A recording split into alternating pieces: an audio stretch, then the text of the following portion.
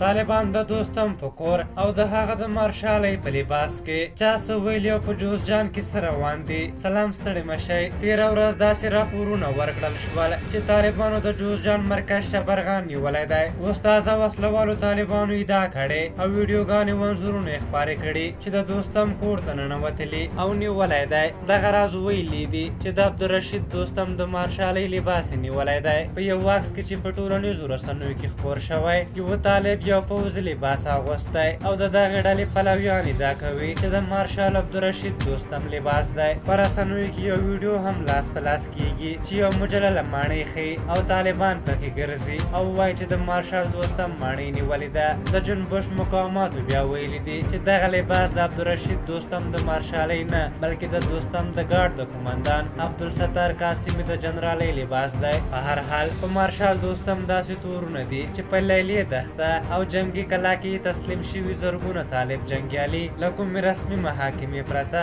په کانټینرونو کې اچولي او په بېرحمانه ډول یې وژلي وو. خو دا لا نه ده معلومه چې د دوستم د پلرني ښار شبرغان نیول د طالبانو لخوا د انتقامي حرکت په لړ کې ترسره شوي که د روان تاوتریخوالي د صفحې برخه ده. په هر حال ویل کېږي چې د پخواني شمال ټلوالې مشرانو په تېرو 20 کلونو کې د مقاومت جبهې په نامه له حکومت څخه بې شمېره امتیازات ترلاسه کړل او د 1498 په انتخاباتو کې په دې شرط نتایج ومنل چې د نورو امتیازاتو ترڅنګ دوستم ته د مارشالۍ رتبه ترلاسه کړي. خو نن بیا دا حال دی. آخر کې دې یاد وي چې دوستم اوس مهال کابل کې دی. تېره ورځ ولسمشر غني سره لیدلي او دوستم ترې غوښتي چې هېواد کې د پوځي حالات اعلان کړي. دا چې پوځي حالات څنګه وي، څه پکې کېږي او څه شرایط لري، حالاتو ته په کتو به څه ګټه ولري او که نه، راتلونکي کې به بحث پرې وکړو. په هر حال تاسو د دغې موضوع په اړه څه نظر لرئ؟ خپل نظرونه هم راته کومنټ کې ولیکئ. که زموږ ویډیو مو خوښه شوې وي ضرور لایک کړئ. زه بیا ستاسو چوپړ ته راځم. پولې او بخښونکي خدای مو سپارم. د الله په امان.